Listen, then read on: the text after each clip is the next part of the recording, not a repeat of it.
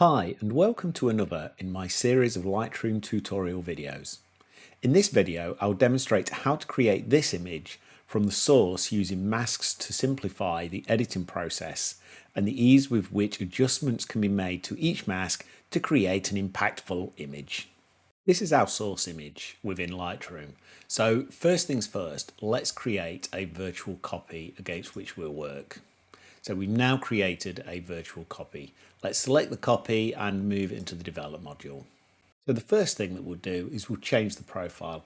I want to change this to Adobe Neutral, so I will go into the browse option and select the neutral profile. Okay, we can close that now. So this has given us a really neutral tone against which to start the edit. Let's now create the first of our masks. The first one, I'm just going to do a select subject. That will now detect the subject. The mask is now created for us. We'll now create the second mask, which is the sky. So let's select the sky. Again, it's processing, it's detecting the sky. And now we have the sky selected as the second mask. And for our third mask, I want to select the ground at the bottom. So what I really want to do here is create a duplicate and inverted mask of the sky. But we can see that this contains the plane. Now you would think that it would be natural to subtract the subject, but let me show you what happens if I do a subtraction of the subject. You can see that it leaves a halo around the plane. So let me actually delete that subject. That's a good learning point and a great tip to not necessarily subtract the subject itself. So what I'm actually going to do is just select a radial mask and just eliminate the plane using a radial mask. So let's just cover the plane in this. We want to make sure it is completely covered. We want to drag that out so there's next to no feathering on that. And that has created our third mask. So now we have three masks. We have the ground to create the layer in the image and the motion blur. We have the sky itself, and we have the subject, which is the plane. So we have three distinct masks against which we can make the adjustments.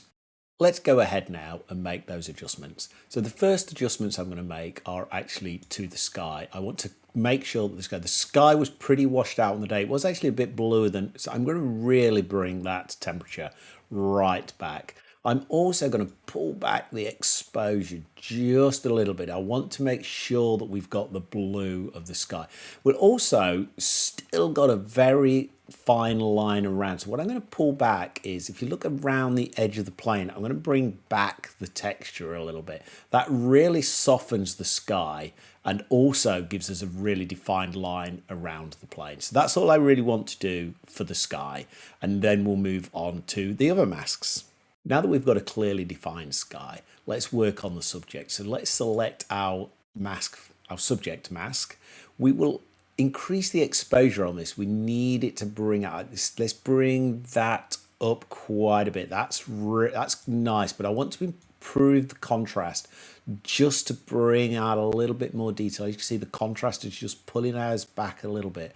I want quite a bit of contrast so we can really see the markings on the plane really coming out. Let's just up that contrast a little bit more. I want to really have some definition within this plane, but also for it to stand out within the image. I think that's looking really good there. I want to pull back the whites. The whites are a little bit too dominant, so let's just pull those back. I think there's good. That gives us a nice balance across. And let's just, you notice the amount. This is the amount at which the adjustments are made to this mask. I just want to bring those up just a little bit. I just want to make sure that they're really there. Okay, that is looking really good on our plane right now. Now that we've edited our subject and our sky, let's move on to the ground to make sure that we have balance. So I'll select the ground mask that we created earlier. The first thing I want to do is I really want to try and bring this image to be a little bit clearer in terms of the ground. I'm going to increase the whites a little bit. I want to just up the image just to make it a bit clearer. I want to emphasize the motion blur that exists. So I want to give it a little bit more contrast through the blacks and the whites. I think that's looking pretty good there. So what I want to do though is just up the exposure to give it a bit of balance. I think that's quite good. We don't want it to be too dark because it is was a sunny day.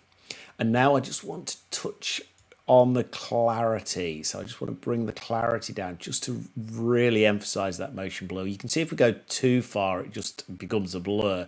So there's a balance that needs to be achieved to just emphasize the motion blur.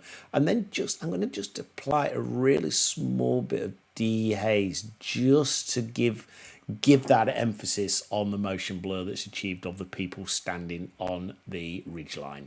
We've now made the adjustments to the mask, so let's make some final image cleanups. So let's close the mask. I'm going to zoom in on the cockpit area. That's where there's quite a bit of detail. We can see the pilots. I'm going to go down to the detail section and I'm just going to do some luminance noise reduction. You can see that it's starting to clean up the wings for us, the fuselage of the plane. I normally find somewhere in the 50 to 70 range works really well here. You can see that that's really cleaned up. You can see that we've got a lot of detail now that's been cleaned by the noise reduction. So let's bring that back out. And finally, I just want to add a vignette just to bring focus to the image. So I'm just going to bring that down. I just want to bring the real, we obviously don't want to take it to that extreme. So let's just pull it just about -12. It just gives us those dark areas in the corners without those themselves becoming a distraction and gives us a real focus on the image. And here we have our final image. And please remember to like and subscribe if you found this video useful and the tips and the tutorial has proven useful for you in your own post-processing of your own photographs and images. And remember to check out some of my other videos. I'll put the links in the description down below. Thank you very much and I will see you around soon. Bye.